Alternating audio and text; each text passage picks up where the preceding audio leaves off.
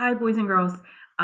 Today I am going to try something a little bit different where I pre-record the lesson so that way you can move along at your own pace and you can stop the video, pause it, rewind it.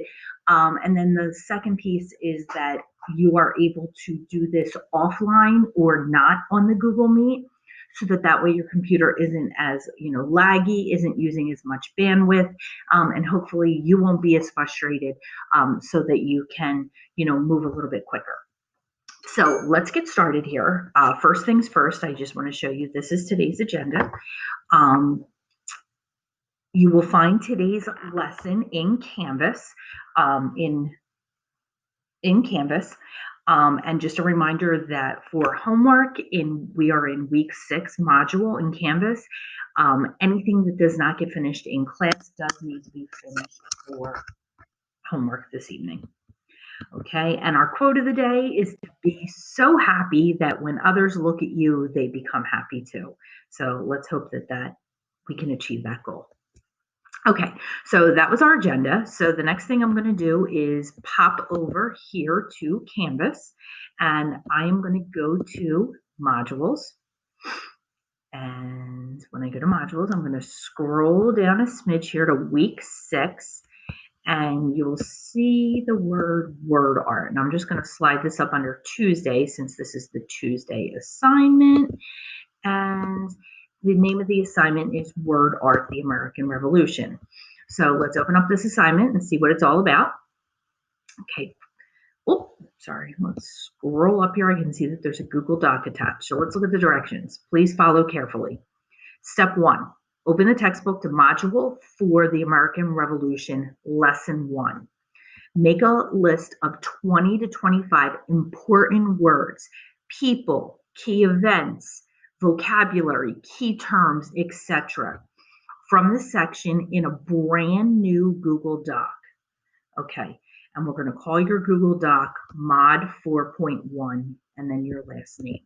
So before I go any further, before I open up the textbook, I'm just going to open up a new tab here, and I'm going to type in doc.new, little shortcut trick there. And here is my brand new doc. I'm going to call it 4.1 VEETS. I'm just going to go back to read the directions here. Mod 4.1, your last name. So I just forgot to write the word mod in the front, mod for module 4.1 VEETS. Okay, I have that set up. Now, the second thing it said to do was open up the online textbook. So I am going to open up our textbook. And for whatever reason, I don't like to, I have to do this every single time. There's Pensbury. Here we go. All right, I'm logging in. And then here for my username, just remember if you're a student, it's your student number at pensburysd.org. And your password is your student number. Hold down the shift button so that it's all caps, capital P, capital S, capital D. Okay, so Mrs. Veets is signing in here. And this is my dashboard. So the first thing I'm going to do is go to Module 4, the American Revolution. Okay, now if you look over here on these 3 little lines here, this is your table of contents. And the section that we're going to be looking at today is Lesson 4.1. But before I jump over to that, I do want to just take a look at the opening picture. I always love to look at the pictures. And the title of this chapter or module is called The American Revolution. Soldiers fighting with single-shot muskets in this reenactment of a Revolutionary War battle. And I'm going to scroll down a little bit further and read the essential question, which is why are the American patriots willing to risk their life for independence? Okay, so that is the common question that we're going to be answering. And then there's a little video here. And just for, we have a little timeline here showing us some of the events that have led up to the American Revolution. But just so that I'm following the directions for today, I'm going to go to Lesson 1. And the name of this section is Conflict in the Colonies. And when I go here, I'm going to look at this first page and I'm going to say conflict in the colonies. So I'm going to jump over to my document, and my first word or key term I'm going to write down is colonies. Moving on, tensions developed as the British government placed tax after tax on the colony. Flip back over here. Word number 2 is tax. All right, you get the idea. I'm going to keep going, and I'm going to add my third word here, which would be the British. All right, I'm up to 3 words. Remember, our goal is 25. So all I'm doing right now is sort of skimming and scanning. Lesson 1. Great Britain raises taxes. I'm looking at the keywords. I'm also looking, skimming and scanning here. I see French and Indian War. Now, if I write French and Indian War, notice here that I included all of those words in one long line. And the reason why I did that is when you go to make word art, those words will stay together in a group. Okay, so we have French and Indian War. I like Parliament. That's another good one. Parliament. Okay, and I'm just going to stop there for a second, and I'm up to 5 words, and literally I'm going to keep looking. I'm going to look at the pictures. I'm going to skim and scan. I like this word representation. Oh, sorry, I didn't mean to cut off Parliament's T there. Parliament. And then representation. And boys and girls, if you take a look here, I'm going to go through the rest of this page. Sam Adams, committees of correspondence, Stamp Act would be another great word. Mercy Otis Warren. I see the word Massachusetts, Stamp Act, Virginia House of Burgesses, repeal Townshend Acts. And then I'm going to go to the next page, which is the Boston Massacre. And so, boys and girls, if you take a look here on the left-hand side, we have Great Britain raises taxes, the Boston Massacre, the Boston Tea Party, and the Intolerable Acts. So all of these pages are all made up of Boston Massacre.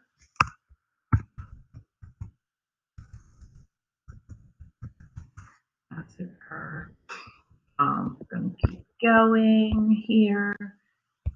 I'm going to scroll ahead. Boston Tea Party, Townshend Acts, the Tea Act, Native Americans, Boston Harbor. I'm going to click the arrow over here to go to the next page. And Lord North, Intolerable Acts, Boston Harbor, Tea, Quartering Act, where the British government passed an act or a law where the colonies had to provide housing for their British soldiers. General Gage, governor of Massachusetts. And then look at this. Here's a little game called Time Traveler. So anyway, hopefully, boys and girls, you were able to come up with a list of about 20 words. And just for the sake of time, I'm going to stop right there, and I'm going to head back here to the directions. So I made my list of words. Aim for 20 is your goal. And the next step now is we're going to open up a website called Word Art. Okay, when we get into this website, we're going to go up here to the top corner where it says log in, and we're always going to log in with Google. Since we are a Google Apps for Education school, we're going to use your student number to log in. And the next step that we're going to do, and I don't want to go too quick, so let's just see here what it says. We're going to click on the red button and log in with Google. Okay, the next step we're going to do is import our words. Okay, so we're going to click on the red create button. Okay, and then over here to the left, and for some reason, over here to the left, you'll see the word import. And here's a box. And literally all I'm going to do is go back to my list of words here. I'm going to highlight them all. Control C will copy them. Go back over here to WordArt and Control V will paste them. And I'm going to click the word import words. Okay. Next step, and I'm just going to go back here. So I Control copied, Control V, name your word cloud. Okay, so I'm going to go back over here and up here where it says WordArt 122, I'm going to name it Colleen Leets, V period. Okay, next, now comes the fun part. We're going to scroll down a smidge here to shapes. What is a shape that you would like to use that would represent the American Revolution? So I'm going to type in the word, you know what? I don't know what type in the word tea. I'm going to type in the word harbor. These are maybe both for the Boston Tea Party. Maybe I could put in the word musket. Well, I don't know if that'll come up. Okay, let's try guns. Now, okay. Great Britain. Anyway, I'm going to stick with the boat for now, but you can certainly skim and scan and look for a picture that works for you. Next question, you get to play with the fonts and choose a font that you like. Next thing you get to do is pick the layout, and I'm just going to keep it as it is, horizontal, or actually I'll leave it on automatic. And then last but not least, style. You get to choose your colors. What is your background color? What is your,